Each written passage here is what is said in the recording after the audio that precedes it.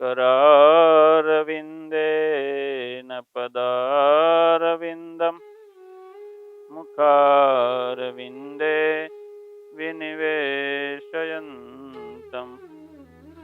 वटस्य पत्रस्य पुटेशयानं बालं मुकुन्दं मनसा स्मरामि। ओम श्री स्वामीनारायणाय नमो नमः। श्री कृष्णाय घनश्यामाय नीलकंठाय श्री सहजानंद स्वामिने नमो नमः। बोलो श्री स्वामीनारायण भगवाननी जय। ઈષ્ટદેવ ભગવાન શ્રી સ્વામિનારાયણ તથા સર્વે ગુરુજનોના ચરણોમાં વંદન. કથા શ્રવણ કરી રહેલા સર્વે ભાઈ ભક્તોના હૃદયમાં વિરાજમાન શ્રીના ચરણોમાં વંદન. જ્ઞાન સત્રનો લાભ રહેલા આપ સૌને ભાવથી જય શ્રી સ્વામિનારાયણ. શ્રીમદ ભગવદ્ ગીતા જ્ઞાન સત્ર અધ્યાય 12 ભક્તિ યોગ. શ્લોક 8. મય્યેવ મન આધત્સ્વ મયી બુદ્ધિમ નિવેશય નિવસિષ્યસि મય્યેવ અત ઉર્ધ્વં ન સંશય. ભગવાન અર્જુનને કહે છે કે મનને મારા વિશે સ્થિર કર અને બુદ્ધિને પણ મારા વિશે સ્થિર કર, અને આમ કરવાથી આ દેહના અંત પછી તું મારા વિશે નિવાસ કરીશ. એમાં શંકાને કોઈ સ્થાન નથી. ભાવાર્થ, મય્યેવ મન આધત્સ્વ કહેતા મારામાં જ મન ધારણ કર, એટલે કે ચિત્ત એકાગ્ર કર.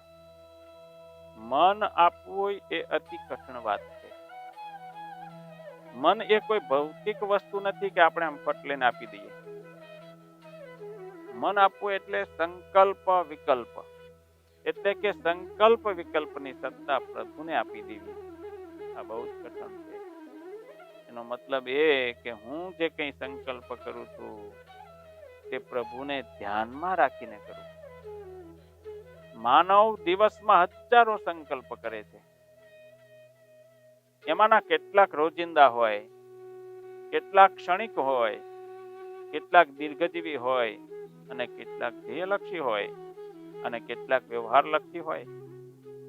મનને સમજવું એ બહુ મોટી વૈજ્ઞાનિક વાત છે. સ્વામિનારાયણ ભગવાનને મુક્તાનંદ સ્વામીને કહેલું, સ્વામી સંકલ્પો કેવા થાય છે?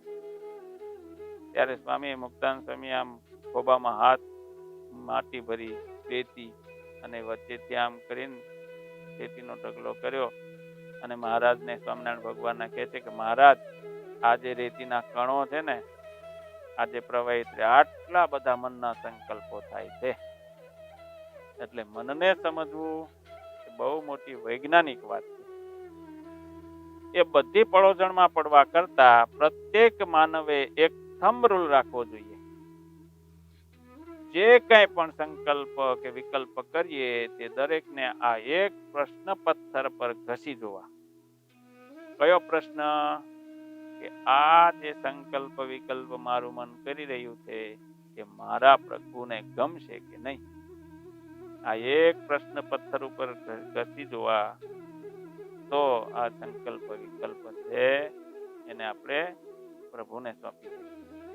પોતાના જીવનની કોઈ પણ વાત હોય, સવારે પથારીમાં પડ્યા અર્ધ જાગ્રત અવસ્થામાં મનમાં વિકલ્પ આવે, ઉઠું કે સુઈ રહું. આ દરેકના જીવનમાં જેમ જેમ હવાર પડે ને એમ ગોદડા તાણ કરે. પછી શું ખાવું, શું પીવું, કેવું બોલવું, કેવું પહેરવું, કેવું વાંચવું, કેવું વર્તન કરવું, દરેક વખતે પ્રત્યેક વિકલ્પે સંકલ્પે જેને આ મારા પ્રભુને ગમશે કે નહીં ગમશે, આ વિચાર ઝબકતો જાય તો સમજવું કે મય્યેવ મન આધત્સ્વ સાકારિત થઈ રહ્યું છે. કોઈ પણ જીવનનો પ્રશ્ન હોય, કોઈ પણ સંકલ્પ કે વિકલ્પ હોય તો આ જ વિચાર કે મારા પ્રભુને આ ગમશે કે નહીં ગમશે. મયી બુદ્ધિમ નિવેશયન્તિ આગળ કે મારામાં બુદ્ધિ પરો. બુદ્ધિ પણ કોઈ ભૌતિક વસ્તુ નથી કે કોઈને આપી દઈએ. પ્રભુ પોતે પણ ભૌતિક નથી અને કશું ભૌતિક ક્યારેય માંગતા પણ નથી. ભગવાન ક્યારેય કોઈની પાસે એપલનો સારામાં સારો મોબાઈલ નથી માંગતા. આ ભૌતિક વસ્તુ થઈ. પૂજા સામગ્રી, પ્રસાદ, પ્રભુનો જુદો જુદો ચડાવો, આ બધું તો આપણે આપણા મનને તૈયાર કરવા માટે ઊભું કરેલું છે. આ બધું મન અને બુદ્ધિ પ્રભુમાં પરોવવાની એક પ્રક્રિયાના ઉદ્દીપકો છે. આપણે જેમ ભોજન પેલા સ્ટાર્ટઅપ આપે છે ને, અત્યારે નવી પદ્ધતિની છે સ્ટાર્ટર કે છે, સ્ટાર્ટર આપે એટલે એમાં કઈક વળી પેલાનું ટમેટરનું શું આપે, સૂપ ને એવું બધું, આવું બધું આપે. એ ઉદ્દીપક છે, ભૂખ જગાડે તમારી. એવી જ રીતે આ બધા જે આપણા ધાર્મિક બધા ઋષિમુનિઓ આપણને સાધનો આપ્યા છે, એ ભગવાનમાં મનને પરોવવાના ઉદ્દીપકો છે. બુદ્ધિનું કામ છે મને આપેલા વિકલ્પો, મને કરેલા સંકલ્પોમાંથી નિર્ણય કરવાનું. મન જે કઈ સંકલ્પ કરે છે એનો નિર્ણય કરવાનું કામ બુદ્ધિનું. પ્રભુમાં બુદ્ધિ પરોવવી એટલે કે પ્રભુને નિર્ણય કરતા બનાવવા. દરેક નિર્ણય કરતી વખતે એમ વિચારવું કે આ મારો નિર્ણય પ્રભુને ગમશે કે નહીં ગમશે. નિર્ણય કરતા પહેલા વિચાર થવો જોઈએ, તો મયી બુદ્ધિ નિવેશય એ સાર્થક થાય. અત ઉર્ધ્વમ ન સંશય. મન અને બુદ્ધિ અર્પણ કરવાની શાસ્ત્રીય વાતો બહુ લાંબી અને શરૂઆતમાં કઠણ પડે એવી છે. આ જન્મારે આટલું તો કરીએ. શરૂઆતમાં કરશું તો મન અને બુદ્ધિમાં પ્રભુ જ આગળનો પ્રકાશ પાડશે. બીજા સ્મરણમાં સ્પષ્ટ કરતા પ્રભુ કહે છે કે જો મન અને બુદ્ધિ મને અર્પણ કરીશ તો તારી ઉર્ધ્વ ગતિ થશે અને તું મારામાં જ નિવાસ કરશે, તેમાં કોઈ સંશય નથી. મન બુદ્ધિને સતત પ્રભુને ગમે પ્રશ્ને જબોડી, દિવ્ય રંગો ભરી સજાવીએ જીવનની રંગોળી. મારો દીકરો ઉર્ધ્વ ગતિ પામે એ જ પ્રભુ આશય. પ્રભુના બનશું, પ્રભુ પામશું, પ્રભુ વચને શો સંશય. ભગવાનમાં વચનમાં વિશ્વાસ રાખીને આગળ વધીએ ને તો બધું જ ભગવાન સામેથી આપે છે. સ્વામિનારાયણ ભગવાનના અનેક ભક્તો એવા છે કે જે નિષ્ઠાથી ભગવાનની ભક્તિ કરે છે, એના ઘરે લક્ષ્મીના રેલમ છેલ હોય છે. લક્ષ્મીજી એના ઉપર, લક્ષ્મીજીના 4 હાથ હોય. કેમ? તો ભગવાનને ખબર છે કે અમારા ભક્તને શું જોઈએ તે સામેથી આપે છે, વગર માગીએ. પણ પેલા પ્રભુના થવું જોઈએ, મન પ્રભુને આપવું જોઈએ, બુદ્ધિ પ્રભુને આપવી જોઈએ, ત્યારે પ્રભુ સામેથી આપે. આગળના શ્લોકમાં ભગવાન કહે છે અત ચિત્તમ સમાધાતુમ ન શક્નોષિ મયી સ્થિરમ અભ્યાસ યોગેન તતો મામી સ્થાપ્તુમ ધનંજય. હે ધનંજય, જો મારા સગુણ રૂપમાં મન સ્થાપીને સ્થિર કરવા માટે તું અસમર્થ હોય તો અભ્યાસના યોગ વડે મને પામવાની ઈચ્છા કરે. એક બીજું ઓપ્શન આપ્યું ભગવાને. કેટલા બધા ઓપ્શન આપ્યા. 12મા અધ્યાયમાં તો અનેક ઓપ્શન ભગવાન શ્રી કૃષ્ણએ આપણને આપ્યા છે. અનેક આશ્વાસનો પણ આપ્યા છે કે ગમે તે રીતે ભગવાનમાં મન જોડો, ભગવાનમાં બુદ્ધિ જોડો અને આ સંસાર સાગરને તરો. ભાવાર્થ છે તું અભ્યાસ યોગ દ્વારા મારી પ્રાપ્તિની ઈચ્છા કર. અભ્યાસ એટલે શું? અભ્યાસ એટલે કોઈ પણ ક્રિયાનું વારંવાર પુનરાવર્તન.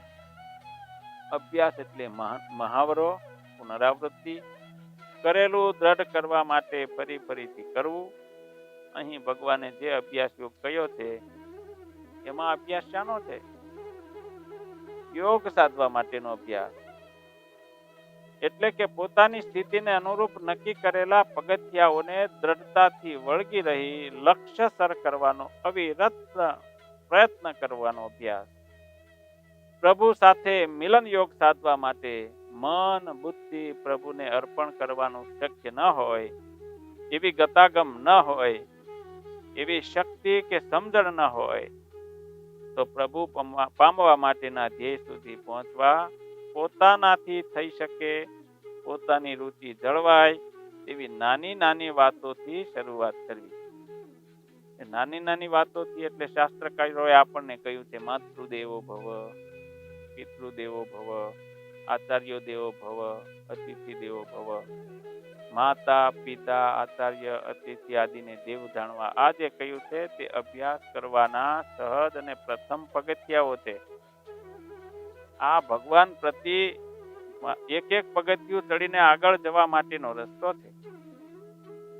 આ બધા ચર્મ ચક્ષુથી સાક્ષાત દેખાતી દેવતાઓની પ્રતિકૃતિઓ છે. માતા, પિતા, દેવ, ગુરુ ને અતિથિ. આ લોકોના આપણા ઉપર હજારો ઉપકારો છે. તેને દેવ માનવાથી શરૂઆત કરવાની છે, તેનો નિયમિત અભ્યાસ કરવાનો છે. માત્ર જન્મ દિવસે જ નહીં, દરરોજ માત પિતા વડીલોને નમસ્કાર કરવા એ અભ્યાસ યોગનું પ્રથમ પગથિયું છે. કોઈ પણ સ્વાર્થ વિના પ્રેમથી આચાર્યો હોય, મહાપુરુષો હોય, ઋષિઓના જીવન ચરિત્રો આપણે વાંચીએ તો એક વિચાર મનમાં થવો જોઈએ કે આ જે શાસ્ત્રકારો છે, આ જે ઋષિઓ છે, આટલી બધો પરિશ્રમ એ લોકોને કરવાની શું જરૂર પડી? અને એમણે લોક કલ્યાણને માટે જ પોતાના જીવન ખપાવી દીધા. એનું કારણ શું? એમનો શું સ્વાર્થ એવો હતો કે એમણે આટલો બધો પરિશ્રમ કર્યો? એમનું સાહિત્ય જોઈને મનમાં એમના માટે આદર ભાવ જાગવો જોઈએ. તે આદર ભાવથી મસ્તક નમવું જોઈએ. આમ ખરેખર માનવું એ અભ્યાસ છે, ભગવાન તરફ ચાલવા માટેના પગથિયા. આ અભ્યાસ યોગનું બીજું પગથિયું છે. શાસ્ત્રકારોએ તો વિવિધ માનવો માટે અભ્યાસના અનેક પગથિયા કીધા છે. આપણે તો આપણને જે અનુકૂળ હોય એ પગથિયાનો અભ્યાસ કરવાનો છે. શાસ્ત્રકારોએ 9 ભક્તિ કીધી.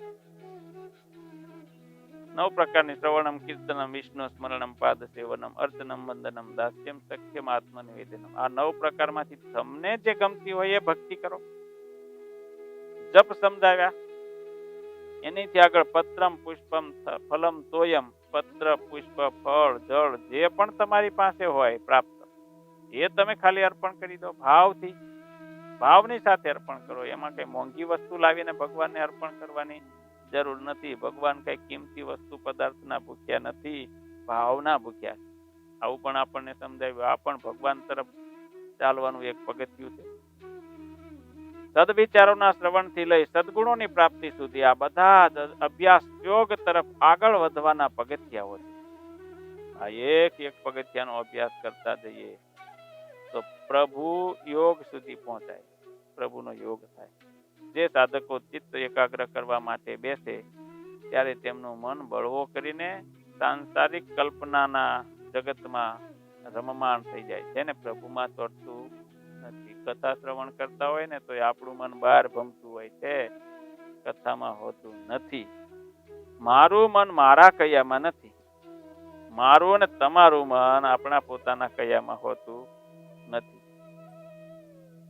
એ લોકોએ ઝડપથી સમજી જવું જોઈએ કે 8મા શ્લોકનો સીધો રસ્તો, સીધું કઢાણ મારા માટે નથી.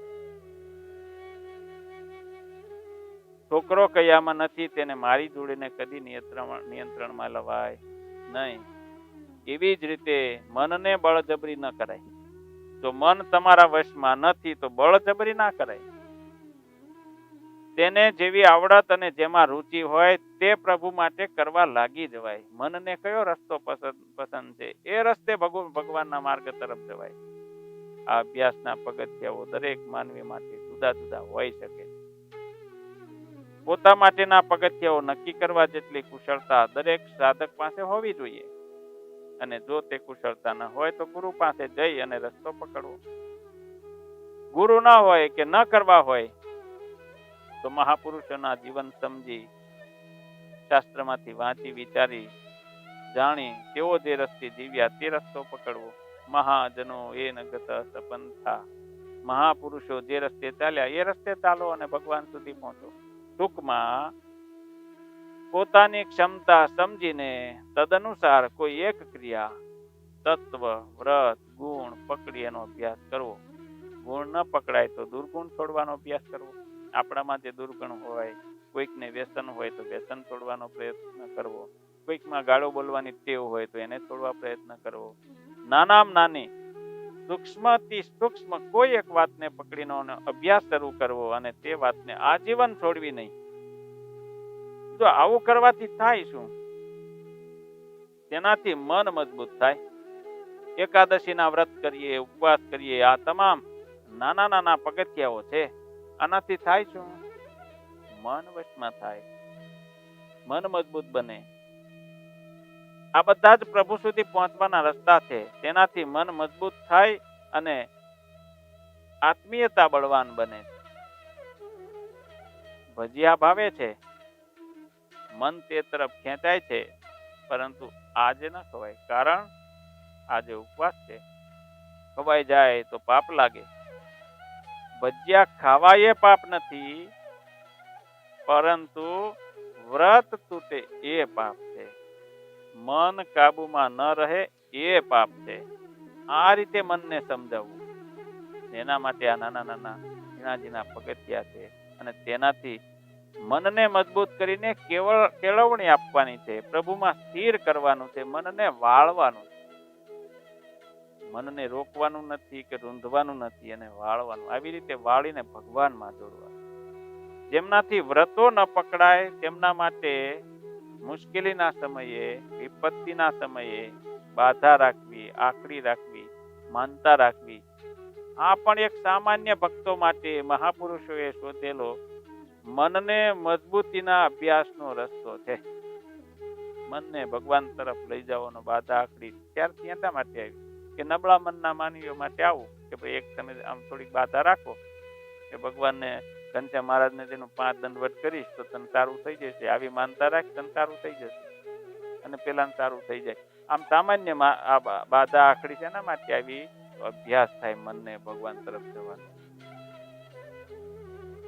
આવું આપણા ઋષિ મુનિઓએ, ભગવત ભક્તોએ જે રસ્તા બતાવ્યા તેને બગાડનારા લોકો જે છે એને વ્યક્તિ પૂજા તરફ વાળ્યા. તો આવા લોકો જે છે એને બહુ પાપ લાગે. આ અભ્યાસ જે જ કરવાનો છે તે મનને શક્તિશાળી કરવા માટેનો અભ્યાસ છે, મનને મજબૂત કરવા માટેનો અભ્યાસ છે, મનને સ્થિર કરવા માટેનો અભ્યાસ છે, સદગુણગામી કરવાનો અભ્યાસ છે. કોઈ ધ્યેય પર ચિત્તને વારંવાર પરોવવાનું નામ અભ્યાસ છે, અને તે પ્રક્રિયામાં સમત્વનું નામ યોગ છે. સમત્વ જાળવા રાખીને અભ્યાસ કરવો એ જ અભ્યાસ યોગ છે. માત્ર પ્રભુ પ્રાપ્તિના ઉદ્દેશથી થયેલ અભ્યાસ જ અભ્યાસ યોગ છે. કારણ કે અહીં યોગનો જે વિષય ચાલે છે તે પ્રભુ પ્રાપ્તિના સંદર્ભમાં યોગનો વિષય છે. મન બુદ્ધિ પ્રભુમાં ના ચોટે એ સામાન્ય રોગ. મનની કેળવણી કાજે કરીએ અભ્યાસ યોગ. અભ્યાસેપ્ય સમર્થોસી મત કર્મ પરમો ભવ મદર્થમ અપી કર્માણી કુર્વન સિદ્ધિ મવાપ્સ્યતિ. શબ્દાર્થ: અભ્યાસ યોગ કરવામાં પણ તું અસમર્થ હોય તો મારા ઉદ્દેશ્યથી જ કર્મ કરતો રહે, અને મને ઉદ્દેશીના કર્મો કરીશ તો પણ તું સિદ્ધિને પ્રાપ્ત થઈશ. અહીંયા ભગવાન શ્રી કૃષ્ણ ત્રીજું ઓપ્શન આપે છે. ભગવાન કેટલા બધા ઓપ્શન આપ્યા છે આ અધ્યાયની અંદર? તો ભગવાને બહુ બધા ઓપ્શન આપણને આપ્યા છે. તમને જે ગમે, તમારા મનને જે ગમે એ રસ્તે ભગવાન તરફ આગળ વધો. પ્રભુએ આજે આ રસ્તાઓ બતાવ્યા છે, વિકલ્પો બતાવ્યા છે, તે 4 વિશિષ્ટ રસ્તાઓ છે. દરેકનું મહત્વ એક સરખું જ છે. સાધકની પ્રકૃતિ, રુચિ અને ક્ષમતા અનુસાર રસ્તો લેવો ઘટે. એમાં કોઈ રસ્તો શ્રેષ્ઠ છે કે કોઈ કનિષ્ઠ છે કે કોઈ સરળ છે કે કઠિન છે એવું નથી. તમામ રસ્તા એક જ સરખા છે. કોઈ પણ માર્ગ અપનાવો, પરંતુ પ્રથમ વાત એ છે કે ગોલ ધ્યેય નક્કી હોવો જોઈએ. પ્રભુ સાથેનો યોગ એ ધ્યેય હોવો જોઈએ. જ્યાં સુધી પ્રભુ સાથે આત્મીયતા નિર્માણ ન થાય, પ્રેમ નિર્માણ ન થાય, ત્યાં સુધી કોઈ પણ માર્ગ માત્ર માર્ગ જ છે. ગતિ તો માનવે જાતે કરવાની છે. રસ્તો કોઈ પણ પકડો. પ્રભુ કહે છે કે જો અભ્યાસ યોગ તારા માટે શક્ય નથી તો મત કર્મ પરમો ભવ, મારા કર્મ પરાયણ થા. હવે પ્રશ્ન એ કે ભગવાન જે કહે છે મારું કર્મ તે શું, મત કર્મ એ શું? આપણે તો પ્રભુ કર્મ એટલે કે ભજનો ગાવા, દીવાબત્તી કરવી, અગરબત્તી કરવી, ગરીબોને દાન આપવું, દીન દુખિયાની સેવા કરવી, આ ભગવાનનું કામ એટલું જ સમજીએ છીએ. એ જ પ્રભુ કાર્ય છે આવું સમજીએ છીએ કે આનાથી કઈ વિશેષ પ્રભુ કાર્ય હોઈ શકે? આ વિચારણીય પ્રશ્ન છે. અગાઉ ભગવાને 4થા અને 8મા શ્લોકમાં પોતાના અવતારોનો હેતુ કયો છે કે હું પૃથ્વી પર શા માટે આવું છું, એના પણ હેતુ કયા છે? પરિત્રાણાય સાધુનામ વિનાશાય ચતુષ્કૃતમ. ધર્મ સંસ્થાપનાર્થાય સંભવામિ યુગે યુગે. આ 3 કાર્યો કરવા માટે પ્રભુ આ પૃથ્વી પર આવે. The good action with bad motives are bad, and the bad actions with good motives are good. આ 3 માંથી એક હેતુ પણ આપણા કર્મ પાછળ હશે તો તે કર્મ પ્રભુનું કર્મ બની જશે. તેથી ઋષિમુનિઓએ આપણી નાની નાની દૈનિક ક્રિયાઓને પ્રભુ સાથે જોડી દીધી છે. જેમ કે સવારે ઉઠીને દાંત સાફ કરવા એ દંત ધાવન વિધિ છે. તેથી દાંત સાફ કરતી વખતે પ્રભુનું સ્મરણ કરો. મારા પ્રભુ આ મુખેથી બોલવાના છે, આવો ભાવ રાખો. મારા પ્રભુ આ મુખેથી ચાવવાના છે, એવો ભાવ રાખીને સ્વચ્છતા રાખો. જે મુખેથી મારા પ્રભુ બોલવાના છે, ચાવવાના છે, એ મુખ અસ્વચ્છ કેમ ચાલે? આ ઋષિ મુનિ આપણને પ્રભુમય ઈશ દ્રષ્ટિ શીખવી. જે જીભ ઉપર માં સરસ્વતી નૃત્ય કરવાના છે તે અસ્વચ્છ કેમ ચાલે?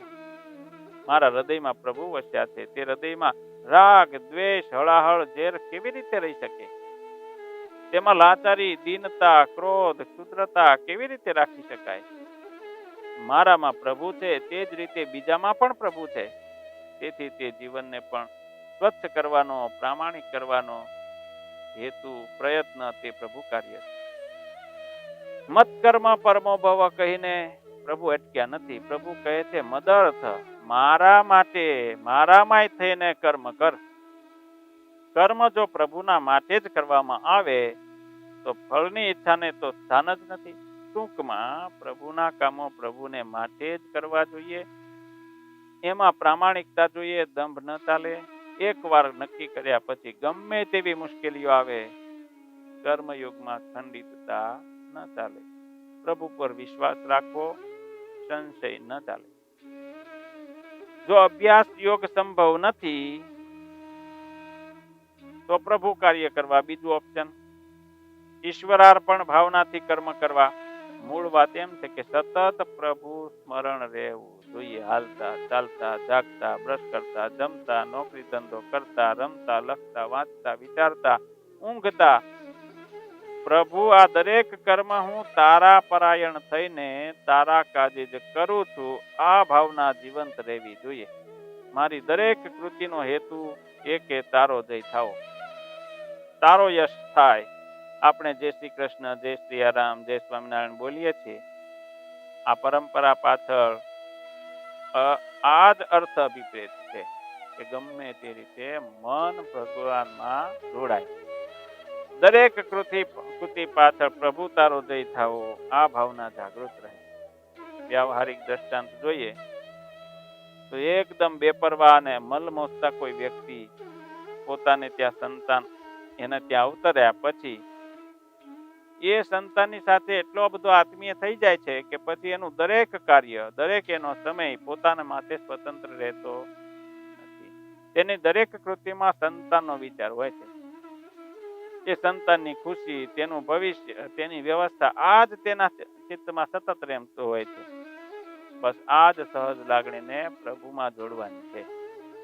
તેને જ મહાપુરુષો કહે છે પ્રભુનો રાજીપો. સતત કોઈ પણ ક્રિયા કરો એમાં ભગવાનને આગળ રાખો. ભગવાન માટે દરેક ક્રિયા કરો. પ્રભુ અહીં સામાન્ય જનોને ભવિષ્યમાં થનારો સંશય દૂર કરી દે છે. કદાચ કોઈને પ્રશ્ન થાય કે શું આ રીતે કરવાથી પ્રભુ મળશે ખરા? પ્રભુ કહે છે કે મદર્થમ અપી કર્માણી કુર્વન સિદ્ધિ મવાપ્સ્યસી. આ રીતે મારા કર્મો મારા માટે કરતો રહેશે તો સિદ્ધિને પામીશ. આ પ્રભુનું અભય વચન છે. આમાં કોઈ મિનમેક નથી. વિદ્યાર્થી કહે કે પ્રભુ હું ભણું છું, કારણ કે હું ભણીશ તો તારા વિચારોને વધુ સારી રીતે દુનિયાના ઘરે ઘરે સુધી લઈ જઈશ. કોઈ કહે પ્રભુ હું કમાઉં છું, કારણ કે વિત્ત હશે, પૈસો હશે, એ એક મોટી શક્તિ છે. તારું કામ કરવા માટે એ પૈસો જરૂરી છે. તારું કામ સારી રીતે કરી શકું તે માટે હું ધન કમાઉં છું. આમાં પણ ઈશ દ્રષ્ટિ. ખેડૂત કહે પ્રભુ હું ખેતર ખેડું છું, એનું કારણ અન્ન સંગ્રહ કે નફાખોરી નથી. પ્રભુ હું જો અન્ન ન ઉગાડું તો તારા કેટલાય દીકરાઓ ભૂખે ટળવળશે. ભૂખે ભજન ન હોય ગુસાઈ, જેમનો જઠરાગ્નિ ઠરશે તે પ્રભુ માર્ગે જશે. આમ પ્રત્યેક ક્રિયાની પાછળ પ્રભુનો હેતુ હોય, પ્રભુનો પ્રેમ હોય, પ્રભુમયતા જોડવી આ પ્રભુ સાથે યોગ સાધવાનો એક રસ્તો છે. કહેતા કે દરેક કર્મ હાલતા ચાલતા ખાતા પીતા ભગવાનનું સ્મરણ. હાલ ડગલે પગલે સ્વામિનારાયણ સ્વામિનારાયણ કે જય શ્રી રામ, શ્રી કૃષ્ણ. જે પણ ભગવાનમાં માનતા હોય એની સ્મૃતિ રહેવી એને કહેવાય છે પ્રભુ પરાયણ. આટલું કઈ આ સત્સંગને વિરામ આપીએ. સહજાનંદ સ્વામી મહારાજ. શ્રીપતિમ શ્રીધરમ સર્વદેવેશ્વરમ ભક્તિધર્માત્મજમ માધવમ કેશવમ કામદમ કારણમ શ્રી સ્વામિનારાયણમ નીલકંઠમ ભજે શ્રી સ્વામિનારાયણમ નીલકંઠમ ભજે. શ્રીપતિમ સહજાનંદ સ્વામી મહારાજની જય.